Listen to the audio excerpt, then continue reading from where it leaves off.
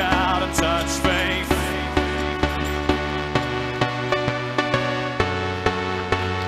Reach out and touch faith. Feeling unknown and you're all alone. Flesh and bone by the telephone.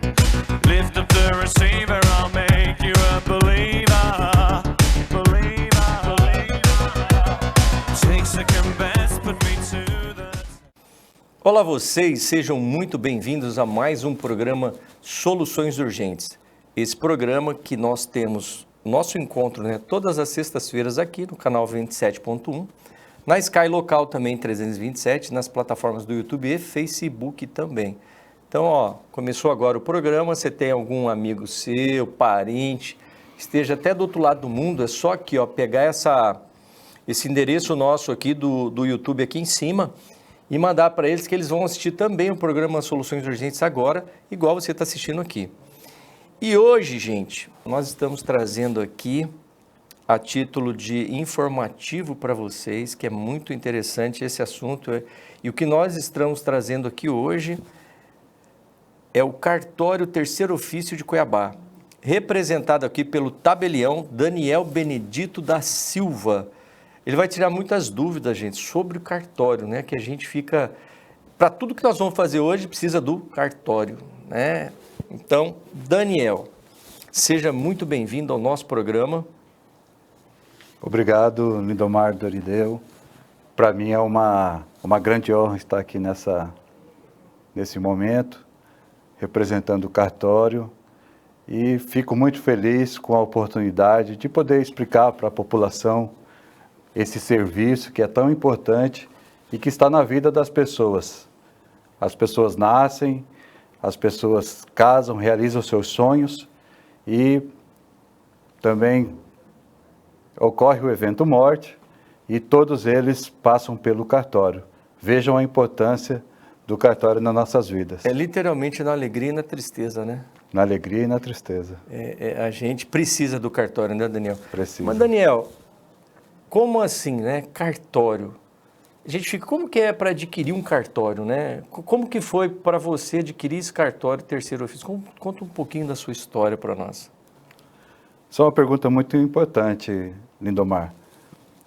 Os cartórios são unidades administrativas que são vinculadas ao Poder Judiciário, cuja fiscalização e normatização vem do Tribunal de Justiça do Estado de Mato Grosso, por intermédio da Corregedoria Geral de Justiça. E os cartórios, eles são escolhidos, são outorgados aos candidatos aprovados em um concurso público. Então, a partir da Constituição de 1888, os cartórios passaram a ter essa natureza, uma natureza de direito privado, no entanto, uma parte que é direito público, porque ela precisa se passar por um processo, por um certame, por um processo seletivo, que nós denominamos comumente de concurso público. E aí o concurso público, em suas 5 fases, aqueles aprovados participam de uma sessão pública na sede do Tribunal de Justiça, no qual, a partir da sua classificação, irão escolher os cartórios que forem da sua preferência. Então, por exemplo, a gente vê, pegando aqui exemplo de Cuiabá, que são poucos cartórios que nós temos aqui, Não tem assim, vou lá, vou montar um cartório. Não é assim, Realmente não é dessa forma que funciona. O cartório, para se criar um cartório, é preciso passar, inicialmente, o Tribunal de Justiça prepara um estudo de viabilidade em um município, em uma comarca, e a partir daquele estudo de viabilidade, cria-se um projeto de lei, encaminha-se o projeto de lei para a Assembleia Legislativa do Estado de Mato Grosso, e ali então, na Assembleia, os deputados irão aprovar aquela criação do cartório ou não, dependendo então da vontade política que está na Assembleia, pode-se aprovar a criação ou não. Então, todos os cartórios de um Estado, eles são criados mediante esse procedimento. E isso, os critérios, devem serem muitos critérios, mas um é a demanda o número de pessoas, tipo a densidade demográfica, como é que é, Daniel? Sim, um dos primeiros critérios é a quantidade de pessoas nos municípios, nas comarcas de cada região do nosso estado, e a partir dessa quantidade de pessoas se estuda também a viabilidade econômica para se manter um cartório, porque o cartório ele é público, mas no entanto é um particular em delegação, delegado pelo poder público, que está gerindo aquele cartório. Então, hoje em Cuiabá aqui nós temos quantos cartórios, Daniel? Em Cuiabá nós temos 7 cartórios. 7 cartórios. 7 cartórios. Não tem, por exemplo, assim, como eu queria montar o 8º aqui, não tem essa necessidade. Os 7, tipo, dá conta do recado, não preciso montar um outro cartório. É essa a pergunta. Sim, nós temos 7 cartórios somente na sede, né? Mas além dos 7 cartórios da sede, nós temos os cartórios dos distritos, né? Dos distritos. Então aqui nós temos vários distritos de Cuiabá. Tipo a Corizal, né? Cada um tem o seu, não é isso? Cada um tem o seu, mas que também pode atuar na comarca. Então, dentro da comarca de Cuiabá, nós temos os 7 cartórios da sede e também temos os cartórios dos distritos. Entendi. Pode ocorrer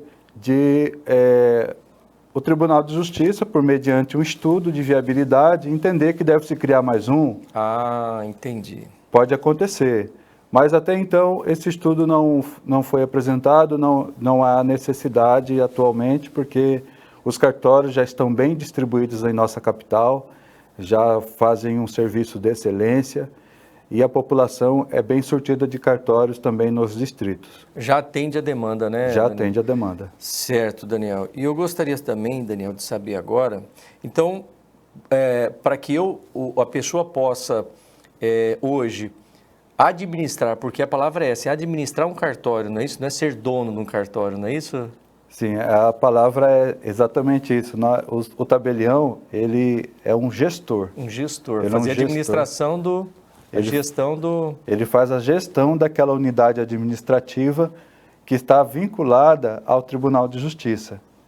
Então, ele, por meio da delegação pública, que lhe é outorgada pelo presidente do Tribunal de Justiça, ele recebe aquela delegação e começa a exercer aquela atividade. E isso mediante a concurso público? Mediante aprovação em concurso público. Maravilha. E essa questão do concurso público demora muito, né, Daniel? É só quando já tem uma vaga, aí eles abrem o edital, né, para fazer o concurso, não é isso? Sim, os concursos públicos de cartório, eles costumam ser bastante... Existe uma complexidade no concurso público de cartório, porque além de ter 5 vagas, o importante do concurso de cartório não basta passar. O importante é passar, mas bem classificado, para que a pessoa possa escolher um cartório de sua preferência e um cartório que tenha uma viabilidade econômica. Nós temos uma certa visão, Lindomar, de que todos os cartórios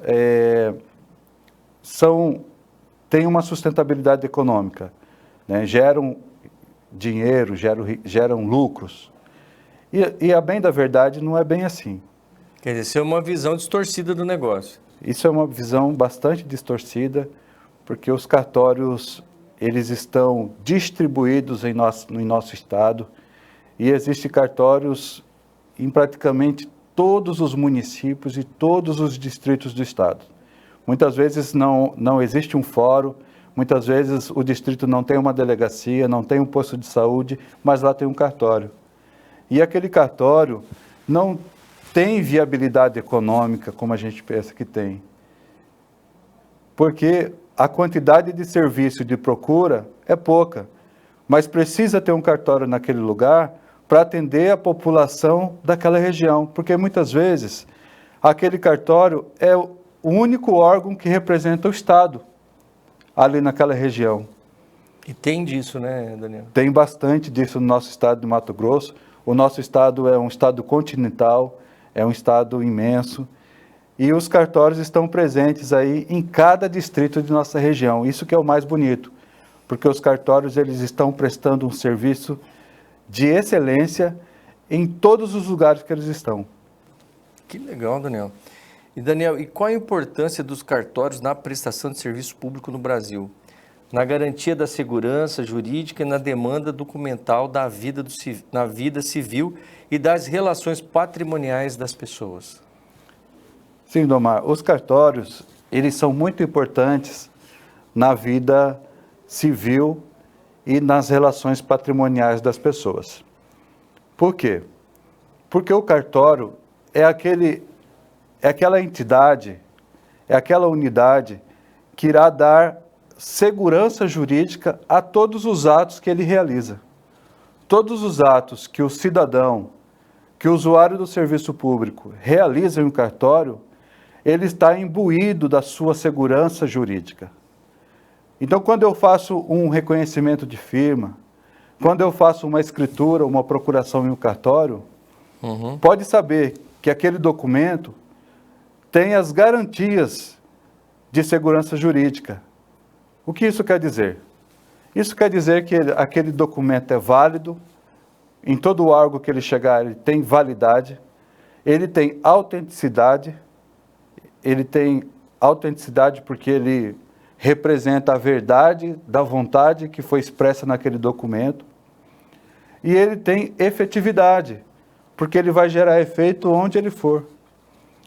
Então, essa relação do cartório com a população é muito importante, porque quando a população utiliza o cartório, eles estão seguros de que todos os documentos que são gerados no cartório possuem plena validade. Legitimidade, né? Legitimidade. Até as pessoas dizem, não, mas esse documento foi gerado em cartório. Por quê? Porque aquele documento a pessoa já tem ciência de que ela tem plena validade em todo o ambiente que ele chegar. Passa a questão da segurança, né, Daniel? Da segurança jurídica. E é bem interessante essa questão, até porque todas as transações que nós vamos fazer, os civis, precisa da autenticidade daquele documento, essa legitimação que a gente fala, né, que vocês dão no cartório. E isso amarra muito a questão da emissão de documentos, porque hoje a fraude é tamanha, né? Sim. Então, é essa questão do respaldo, né? Tanto numa transferência de um veículo, a abertura de uma firma, né? Reconhecimento de firma, de uma transação, qualquer fins, levando num cartório e ali tem essa validação, né, desse documento, né? Esse exemplo de veículo é muito bom, Lindomar, porque, por exemplo, teve alguns estados do Brasil decidiram eliminar o reconhecimento de firma realizado em cartório na transferência de veículos. E a partir desse momento em que foi decidido pelos deputados em alguns estados, se percebeu a quantidade de falsificações que aumentaram naquele estado. Um número absurdo. Os números revelam que a quantidade de falsificações e de pessoas que foram lesadas porque não reconheceram firma em cartório aumentou de forma absurda. Tanto é que os estados, alguns já voltaram a exigir o reconhecimento de firma na transferência e outros querem voltar. Quer dizer, acharam que talvez eliminando esse reconhecimento de firma no cartório era a solução. Ah, não precisamos, tá um custo a mais, vamos eliminar isso. E aumentou o problema. Não foi isso, Daniel? Aumentou o problema, porque o cidadão daquele estado passou a ser vamos dizer assim, passou a ser uma vítima fácil para os bandidos. Uma presa fácil, né? Uma presa fácil. Porque deixou de se passar o procedimento pelo cartório, onde muitas vezes identificamos documentos falsos, assinaturas falsas, documentos de veículos falsos, e que muitas vezes o cidadão, ele deixa de ser vítima, por conta que o cartório, por meio dos seus procedimentos, que são bastante rigorosos, ele consegue eliminar ali no processo, ali no reconhecimento de firma, o andamento daquela fraude ou daquele problema que ia ser gerado lá na frente. O que eu falo, né? Já com cartório, você está sujeito a pessoa falsificar. Imagina se não estar ali respaldado pelo cartório. Fica uma presa fácil, igual você disse, e também esse intuito do cartório de inibir, dificultar essa questão da falsificação, não é isso, Daniel? Sim, exatamente. Nós, no nosso dia a dia, na nossa prática diária, o que nós verificamos é que nós eliminamos muitas falsidades, nós eliminamos muitas fraudes, o que deixa cada eliminação de fraude, o que a gente percebe? Nós estamos protegendo cada vez mais o nosso cidadão. Que aquele cidadão que muitas vezes está sendo enganado naquele momento, a gente, ao perceber que existe uma fraude, a gente já avisa a polícia, a gente já informa o cidadão que aquele documento tem algum indício de falsidade, pede para ele procurar o Detran novamente. Então, dessa forma, a gente vai conseguindo ajudar cada vez mais a nossa população aqui do estado. E essa incidência ou reincidência de tentativas de fraude é cotidiana? Diariamente você tem isso lá, Daniel? Cotidiano, Lindomar. Diariamente nós pegamos um documento falso, uma tentativa de reconhecimento de firma de algum contrato. Ou seja, os falsários, eles querem, o que se diz no jargão, eles querem esquentar o documento. Então, eles comparecem ao cartório com algum documento falso, com uma cédula falsa, e tentam realizar aquela prática ilegal, aquela infração. E como nós temos treinamento com os nossos funcionários, nós temos cursos de datiloscopia, cursos de reconhecimento de firma, cursos de autenticação de documentos, nós conseguimos identificar no momento e recolhemos aquela documentação, encaminhamos para a delegacia, encaminhamos para a Corregedoria Geral de Justiça. Eu ia perguntar justamente isso agora, como é que é assim, essa questão dos colaboradores ali, né? Então tem todo um treinamento envolvido para que eles possam estar aptos, né, Daniel? Não é simplesmente chegar, vou trabalhar no cartório e vai assim, aí fica fácil de ser enganado, porque não entende, né, as formas que os falsários utilizam para fraudar, não é isso? Sim, Lindomar, nós chamamos o tabelião, quando ele é outorgado em concurso público pela força do Estado, ele recebe a denominada fé pública. E naquele momento que ele recebe a fé pública, todos os atos que saem do cartório, ele sai com essa natureza de legalidade, de autenticidade, de validade àquele documento. Então, os nossos colaboradores, eles têm que passar por um treinamento rigoroso para que eles possam compreender, e quanto mais eles conhecerem o documento verdadeiro, quanto eles mais conhecerem o procedimento, quanto eles mais reconhecerem a forma de reconhecer uma firma, mais fácil fica reconhecer aquilo que é falso. Porque eu estou em contato com o que é legítimo, né? Exatamente. Contato com o que é original. Exato. Não é isso? E aí é exatamente isso, a questão da prática, né? Todo dia eu vendo tal, vai pegando expertise naquele assunto e não fica difícil de enganar a pessoa. Mesmo assim, ainda tem aqueles que superam, né? Vai lá e tenta fazer de tudo, né, Daniel? Realmente, nós estamos suscetíveis a erros. Mas ainda assim, a quantidade de erros e falsificações é mínima dentro de um cartório. Isso é uma vitória, né, Daniel? É uma vitória. Isso é uma vitória e é uma grande vitória também para a população de Mato Grosso. Sim. Daniel, vamos lá.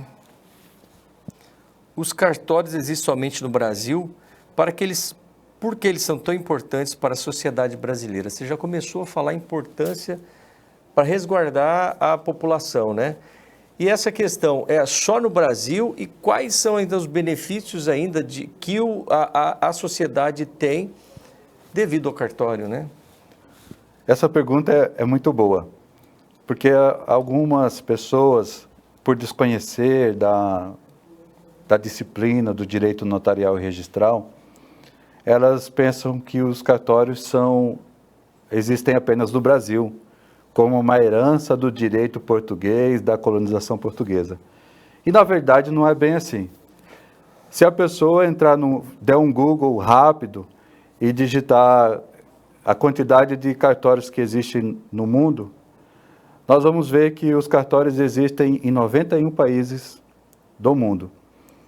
E esses 91 países, é muito importante dizer isso, a maioria desses países, está na Europa. A maioria desses países estão na Europa. Então, tipo assim, o berço dos cartórios surgiu na Europa. Sim, o tabelião antigo, o tabelião ainda na Idade Antiga, ele nasceu junto dos escribas no movimento judaico, na história bíblica antiga, e também com os egípcios. Então já desde aquela época. Desde aquela época já. Ali é a origem. Ali é a origem dos tabeliães. E desde então, os tabeliões vêm fazendo o seu trabalho, que era descrever todos os atos reais, todos os atos dos reis. Os tabeliões faziam aquela escrita. Os registros. Os registros, exatamente. E com essa tradição que foi se passando em cada região, desde a época do Egito, se criou-se então essa figura do escriba. Veio por direito romano, que é um dos direitos mais antigos do mundo. E utilizados hoje ainda. E uma mistura de direito greco-romano criou-se mais ou menos o que nós temos hoje configurado da figura do tabelião hoje. Então, hoje, a figura do tabelião, ela vem de uma tradição de um direito muito antigo, um direito ainda da história antiga, que é uma mistura entre o direito greco-romano. Aquelas fórmulas que se criavam, aquelas formalidades que se criavam para a formação de famílias, para a transferência de herança, para a própria formação do casamento, para trazer a maioridade para os filhos. Tudo isso veio sendo passada por tradições entre as gerações e chegou hoje essa figura que nós chamamos de cartório. O cartório nada mais, nada menos, é tudo que se foi vendo que dava certo para criar segurança jurídica para as pessoas, para trazer paz social, para trazer uma organização ao sistema jurídico, e aí se criou essa tradição chamada cartório. Então nós temos o cartório, Lindomar, em 91 países. 2/3 da população mundial está servido por esse cartório que nós chamamos, como ele veio de um direito greco-romano, nós chamamos de um direito continental, ou direito latino. Porque a partir do momento que esse direito é criado primeiramente na Espanha, e depois na Itália, na França, nessa região da Europa, se criou essa tradição de direito continental, se criou os cartórios. E esses cartórios se distribuíram pelo mundo, o qual se distribuiu na grande parte da América Latina. Então, nós chamamos de direito latino, o sistema latino. E esse sistema, ele está em 91 países do mundo. E aí, Daniel, então, se para cada país, às vezes, regida pelas leis do país, então o cartório muda de acordo com as leis de cada país também, não é isso? eles têm uma base do que é o cartório, tipo assim, todos seguem essa base, mas aí é de conformidade com a lei de cada país, não é isso? Sim, essa base é única, que é o sistema latino ou continental. Mas aí cada país tem as suas normas, cada país vai ter uma forma de ingresso, cada país vai ter uma forma de remuneração a essa atividade.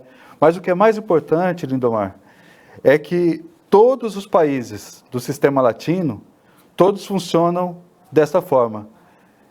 Os atos que são expedidos por um tabelião, eles têm segurança jurídica. Ou seja, o tabelião responde, o tabelião dá sua fé pública, o tabelião dá veracidade àquele documento. Ele valida aquilo. Ele valida aquele documento. Então, olha a responsabilidade do tabelião. Ele é responsável por aquele ato. Olha que interessante.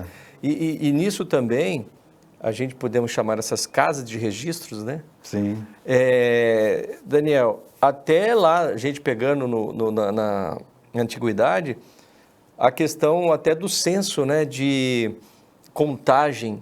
Por exemplo, as pessoas morriam numa família, eles falavam lá já para ter essa contabilidade assim de pessoas que nascidas, falecidas, não é isso também? Sim, exatamente. Os cartórios antigamente funcionavam também como geração de dados, de números para a administração pública, assim como é hoje. Exato. Hoje nós alimentamos a base de dados do INSS, a pessoa faleceu, a partir do registro, nós temos prazo de 1 dia para informar o INSS. É estipulado por lei já isso. Estipulado por lei. E o INSS já, com aquele 1 dia, ele já recebe aquela informação e ele já repassa para todos os outros órgãos do sistema federal, do sistema estadual e municipal. Então, ele é abastecido diariamente, então? Diariamente. O INSS é abastecido pelas informações do cartório? Pelas informações do cartório. Maravilha. Prazo de 1 dia útil. Daniel, vamos segurar aí, porque o pessoal gostou aí, eu estou vendo a carinha deles lá do outro lado da telinha. Gente, tem muita informação ainda que o Daniel vai trazer aqui no segundo bloco. Então não saia daí, rapidinho a gente vai no intervalo comercial e no segundo bloco tem muito mais sobre cartório, sobre informações através do cartório com o Daniel. Rapidinho a gente já volta, gente.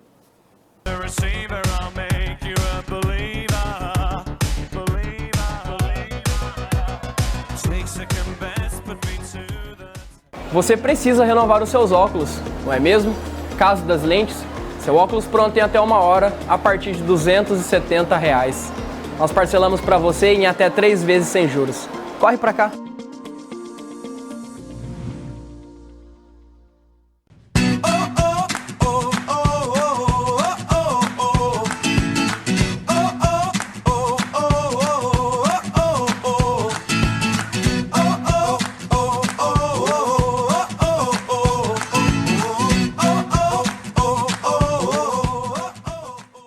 Um ambiente aconchegante, confortável e que combina com você. Aqui na Estilos Barbearia, nós temos muitas opções em cortes de cabelo. Venha conferir. Fazemos corte social, corte degradê, asa delta, surfista, moicano, corte militar. Fazemos também químicas em geral, selagem, relaxamento, platinado, pigmentação, barbaterapia e muito mais. Os melhores barbeiros estão aqui na Estilos Barbearia, localizada na Avenida João Gomes Sobrinho 1079, em Cuiabá. Atendemos pelo WhatsApp 65 99303 4933. Estilos Barbearia, perfeito para todos os dias.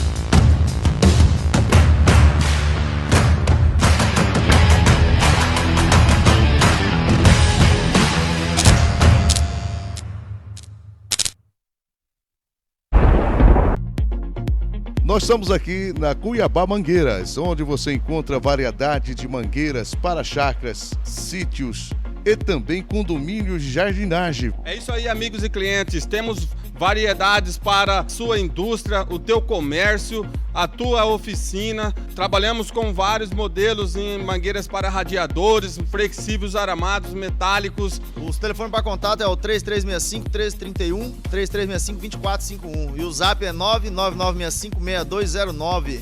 Falar com Fagner ou Francis, Cuiabá Mangueiras.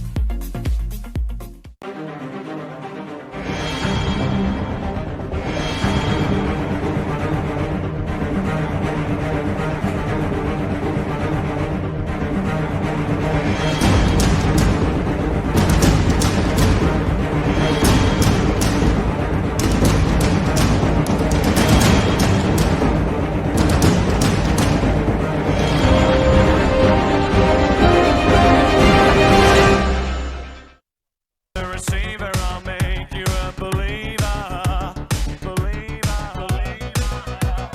Take second best, put me to the... Olá você, estamos de volta com o nosso programa Soluções Urgentes.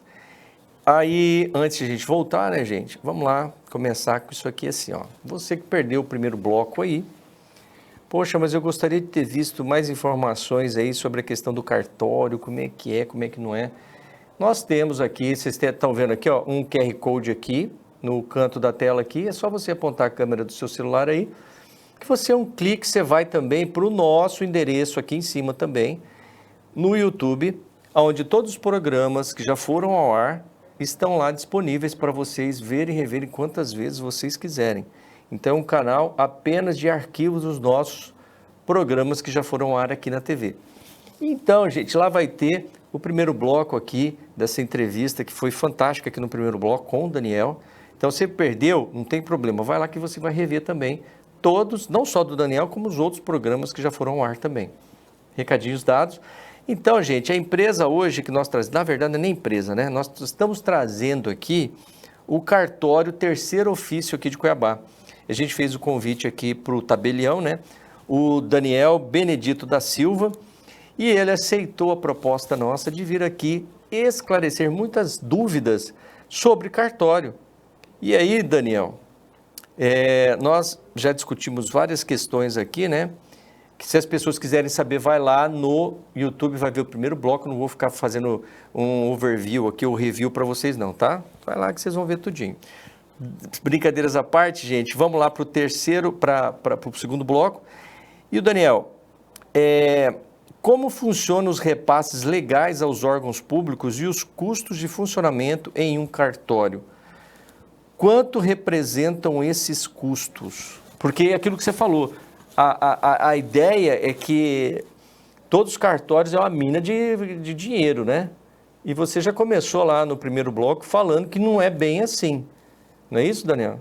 Sim, é verdade. Explica para nós aí, Daniel. Essa pergunta é muito importante porque as pessoas têm muita dúvida em relação a isso. Uhum. E quanto mais a gente explica, melhor é, porque as pessoas passam a conhecer a realidade. As pessoas passam a conhecer a verdade. E eles precisam entender que o cartório, ela tem uma parte que é pública. Qual é a parte pública? A parte em que o Tribunal de Justiça outorga essa delegação a esse particular, isso é público. E também as normas, as normativas que os cartórios devem seguir para realizar cada procedimento. Cada procedimento dentro do cartório, ele tem uma normativa legal, ele segue um procedimento. Então é preciso entender essa parte pública. E a parte privada, qual é? A parte privada é que os cartórios, toda a arrecadação que é gerada no cartório, Dorilhão, ela grande parte dela, pelo menos 35% dessa arrecadação, fica para custos do funcionamento daquela unidade. Os custos fixos, né, tudo, né? Como se fosse uma empresa. É como se fosse uma empresa. Você paga os funcionários, toda a carga trabalhista, Energia, tudo. Energia, água, gastos com o imóvel do cartório, material de expediente, tudo que você vê dentro do cartório é pago por essa verba que entra mediante as taxas que são cobradas no cartório. E além disso, de tudo isso que os cartórios hoje, no Brasil, é um dos grandes empregadores. Um dos grandes empregadores, principalmente na pandemia. Na pandemia, todos os cartórios foram considerados serviço essencial. Não podia parar. Não podia parar. E não podia, como não podia parar, eles tinham que manter os servidores, os colaboradores que estavam atuando ali. Muitas vezes de forma remota, muitas vezes atuando da própria casa, mas o serviço não parou. Isso que foi importante. Então, os cartórios não pararam na pandemia. E esse gasto, se teve muito gasto em relação a isso. Essa adaptação, né? Fazer com que eles não parassem, né, Daniel? Fazer com que eles não parassem. E essa foi uma experiência importante para os cartórios, que a partir daí se criou planos de continuidade, planos de contingência, que hoje já se pensa, e se ocorrer um incêndio, se ocorrer uma inundação, os cartórios já se criaram vários tipos de planos para que o serviço continue, para que a população não tenha nenhum tipo de prejuízo. Outra coisa, além dessa arrecadação, parte dessa verba, desses recursos, também vão para o Poder Judiciário. Uma parcela desses recursos vão para o Poder Judiciário e para o INSS. Então, essa distribuição, né, não é só lucro do cartório. Vai ficar para o dono do cartório. Não é só para o dono do cartório, entre aspas, né? Porque, na verdade, o tabelião, ele é um delegado pelo Estado. Na verdade, quem é dono do cartório, se fôssemos dizer, é o Estado. É o Estado. O Estado é dono do cartório. Então, o tabelião ele é uma representação ali do Estado para aquela casa de registro. Exatamente. O tabelião é um representante do Estado que é outorgado mediante concurso público. E só para você ter uma ideia, em 2002, os cartórios repassaram para o Estado, na pessoa do Poder Judiciário, do Ministério Público, da Defensoria, do INSS, 9 bilhões de reais. É uma captação de renda excelente para o Estado, então. Excelente para o Estado. Então, o Estado ele é servido pelos tabeliões também nesse sentido, porque ele serve como uma forma de recepção das taxas de fiscalização. Então, todo cartório, todo mês, ele paga uma taxa para o Estado, para que o Estado possa, então, exercer a fiscalização. E isso é mediante o quê? Tipo a produção, Daniel, é pelo volume que entra ou tem uma taxa fixa? Cada cartório tem que pagar uma taxa fixa mensal, ou é vinculado à demanda? Quanto mais eu emitir registro, qualquer situação lá de taxas, eu pago em cima dessas taxas, quer dizer, é pelas taxas, né? Sim, é pela demanda.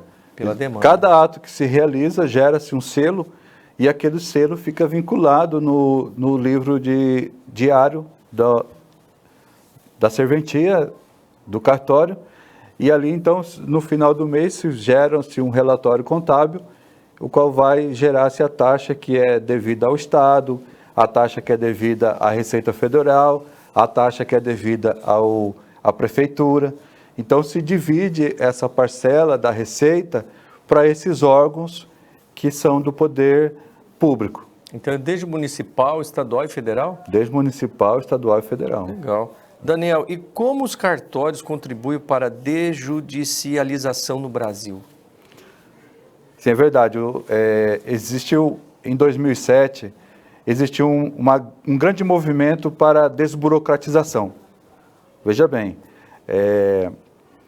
se havia um movimento no Congresso Nacional para que se criasse procedimentos mais simples, para que celeridade, agilidade nos procedimentos.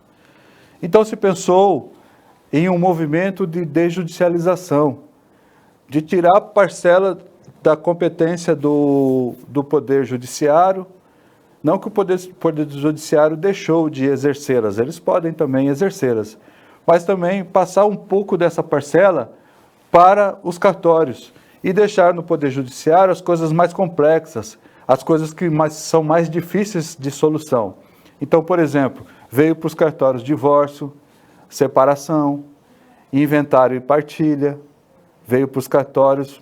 Vamos desafogar lá, repartir um pouco, colocar lá o que são leves. Sim, descongestionou, desafogou o Poder Judiciário e trouxe para os cartórios. E o que você prefere? Fazer uma separação, um divórcio em um dia no cartório ou demorar alguns meses ou anos no Poder Judiciário? E demora mesmo, né, Daniel? Demora porque o Poder Judiciário, a demanda do Poder Judiciário é muito grande. Os casos complexos estão lá e os juízes precisam muitas vezes se debruçar sobre aqueles casos para fazer um bom julgamento. E muitas vezes um divórcio, uma separação, só envolve direito da própria vontade. Das duas partes. Das duas partes, e que pode ser realizado em cartório. Para que complicar? Vamos descomplicar isso daí, né? E aí os cartórios se demonstrou, mediante os cartórios, que é possível, por exemplo, fazer um divórcio em um dia. Agilizou bastante. Né? Fazer um inventário que se demorava muitos anos no Poder Judiciário, fazer um inventário com 30, 90 dias. Se mostrou possível. Então, aquilo que se parecia que o cartório era um grande burocratizador das coisas, na verdade mostrou o contrário.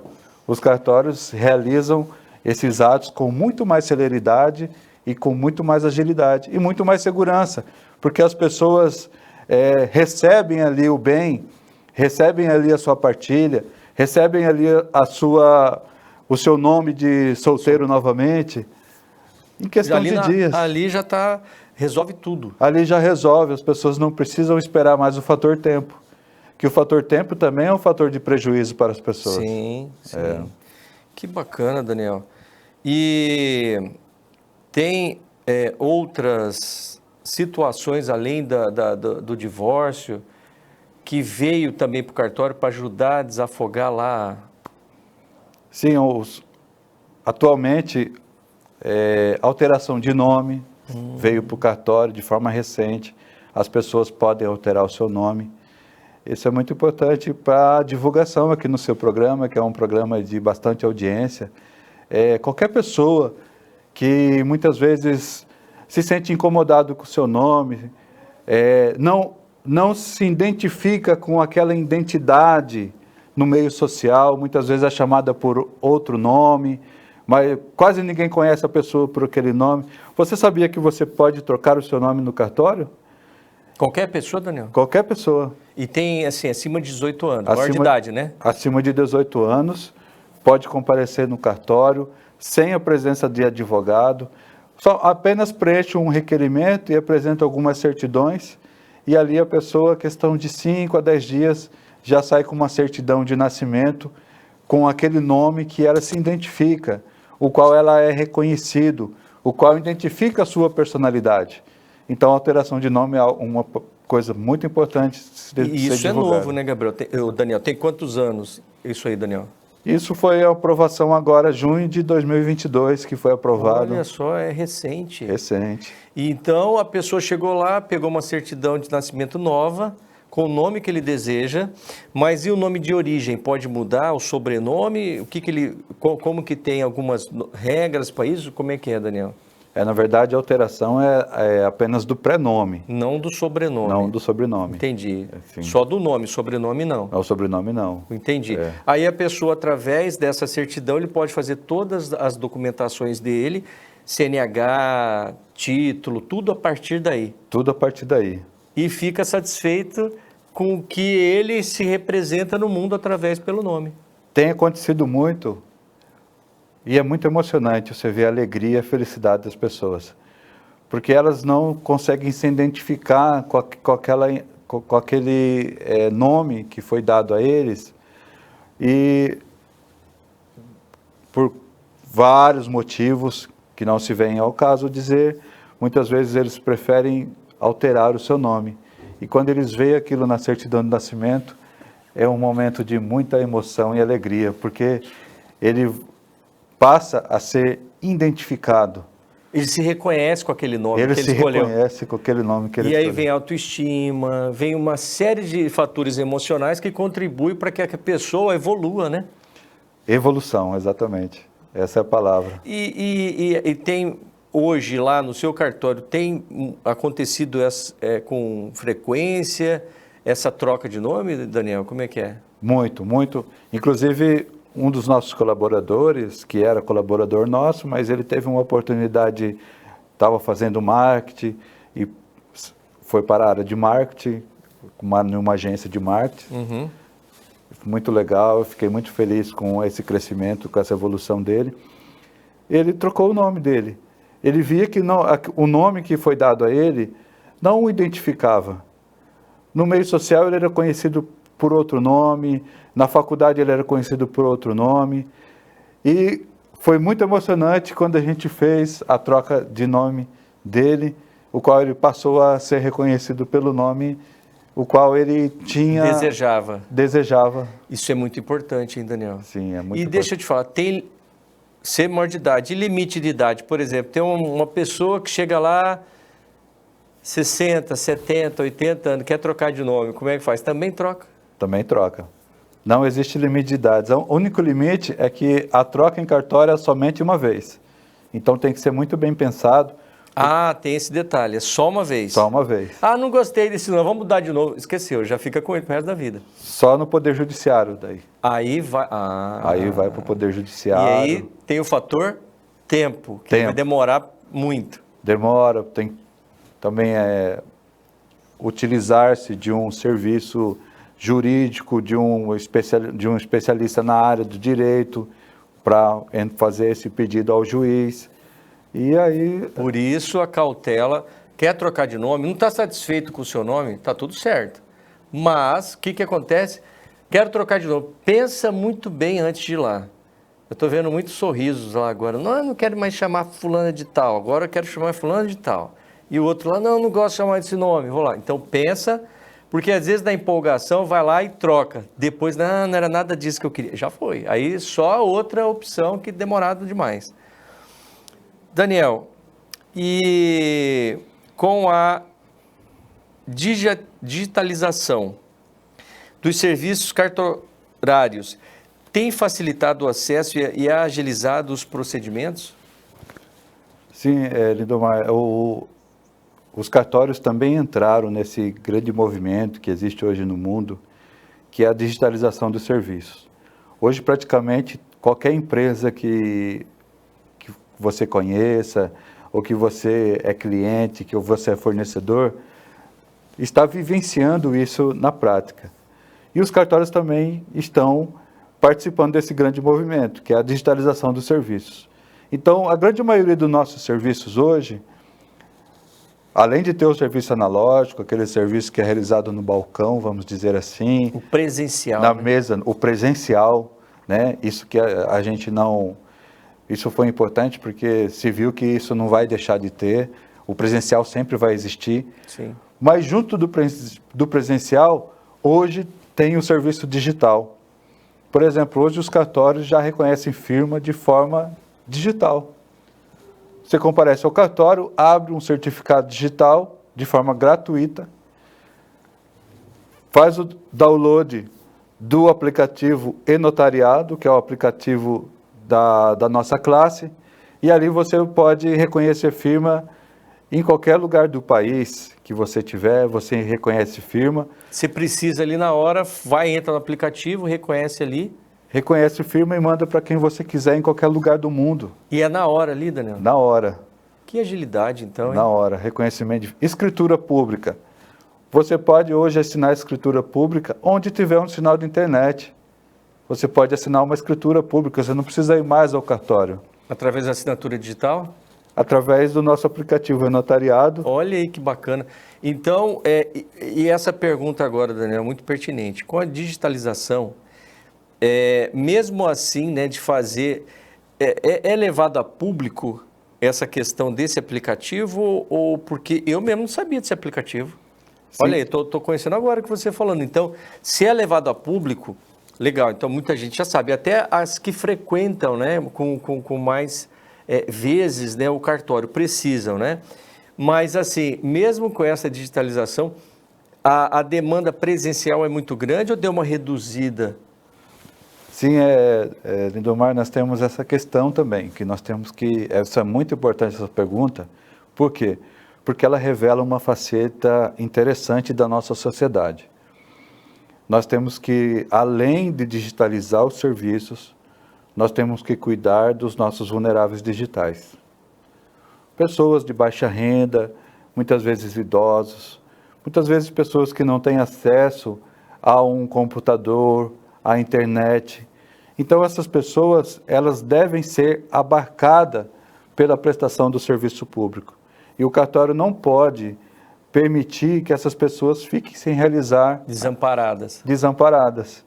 Então, além de nós digitalizarmos os nossos serviços, nós mantemos o serviço físico como um apoio, como uma central de apoio para aquele cidadão que não tem condições. Uma opção, né, Daniel? Para aquela pessoa que já nessa categoria aí, ser amparada ali, né, para eles não serem lesados. Sim, assim, para eles não serem lesados, tem dificuldade de mexer com a internet, tem dificuldade de mexer com o aplicativo. Eu não quero fazer se apresenta o aplicativo, não, eu prefiro vir ao cartório. Também é bem atendido, aproveita das instalações do cartório, toma uma água, um café com a gente e é atendido da mesma forma. O importante é que, junto do serviço analógico, nós também servimos as pessoas que muitas vezes empresários, empreendedores que não têm muito tempo e que precisam dessa agilidade digital. Os cartórios hoje funcionam de forma digital. Nós já temos várias centrais e a tendência é isso crescer. A tendência é isso aumentar cada vez mais. Daniel, o nosso prazo já está acabando e tem muitas perguntas aqui para fazer, mas eu vou deixar você em aberto aqui. Algum assunto que é de grande relevância, né? Quer dizer, todas as perguntas são de relevância, mas aquela que tem maior que você queira falar para esclarecer aí a nossa audiência aí. Sim, acerca dos desafios dos serviços cartorários. O nosso grande desafio atualmente é exatamente isso, a modernização dos serviços. Os cartórios já entraram nessa grande onda de modernização e uma grande dificuldade é o aporte financeiro, porque cada cartório o aporte financeiro ele vem daquela arrecadação, né, dos serviços. E essa modernização é extremamente necessária. Os cartórios precisam se modernizar cada vez mais. Nós já estamos muito modernos, nós já temos centrais eletrônicas, nós já temos plataformas eletrônicas, nós já temos certificados digitais, nós já temos digitalização dos nossos serviços, mas nós temos que modernizar cada vez mais para o nosso cidadão. O nosso cidadão tem que ser bem atendido, o nosso cidadão tem que chegar no cartório, seja ele de forma analógica ou seja de forma digital. Ele tem que ser bem atendido e tem que sair satisfeito com aquela demanda que ele precisa. Esse é um grande desafio. O nosso desafio é esse, atender o nosso cidadão e atender a sua demanda de uma forma em que ele saia satisfeito daquele serviço. É a excelência em atendimento, né? Esse é um dos maiores valores. O Daniel estava conversando comigo aqui nos bastidores e um dos valores do cartório terceiro, do lado do terceiro ofício, do cartório terceiro ofício, é a questão da excelência em atendimento, que ele preza muito pelo ser humano. Então, o ser humano ele não quer que a pessoa chegue lá, não importa se a pessoa a classe, o nível social que é. Todos, sem exceção, serão bem atendidos lá no cartório. Então, a satisfação do contribuinte, da pessoa em si, chegar lá e ter esse atendimento com maestria, não é isso, Daniel? Exatamente, é o atendimento humanizado.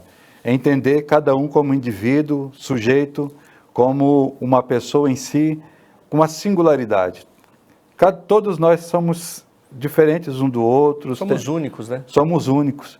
E isso que é o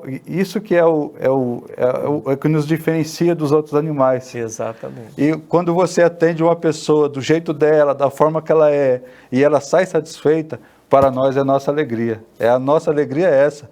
Essa é a nossa grande missão. Atender as pessoas e trazer satisfação. Exatamente. O endereço do cartório, Daniel? Nós estamos localizados na Rua Campo Grande, número 533, Centro, Cuiabá, próximo à Igreja da Boa Morte. A igreja já há mais de 200 anos, a igreja que é próximo da antiga Escola Técnica, hoje é Instituto Federal, então nós estamos localizados ali. Algumas pessoas conhecem aquele local como um antigo quarto ofício.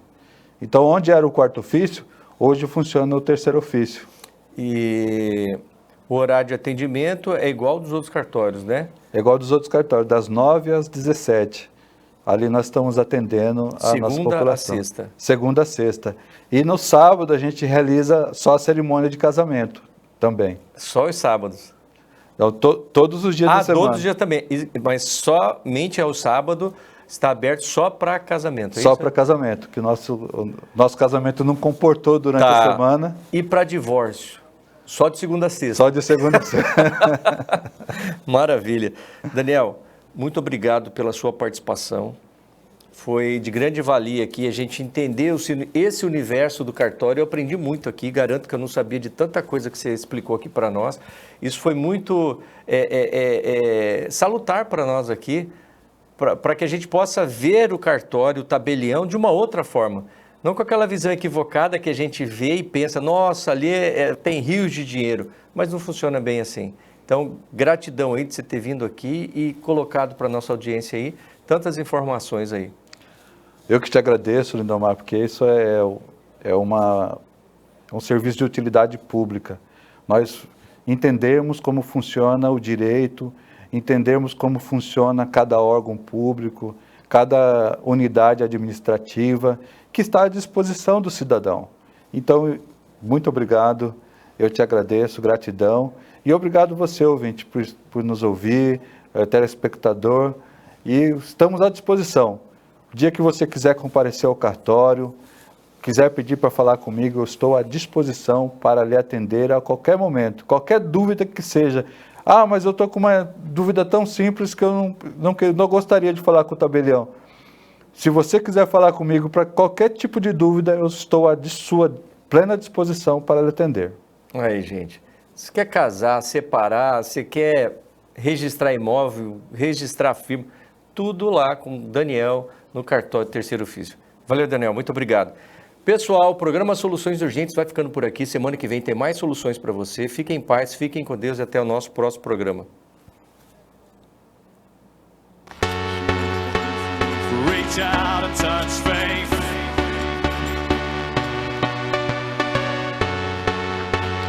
Reach out and touch faith. Feeling unknown and you're all alone. Flesh and bone by the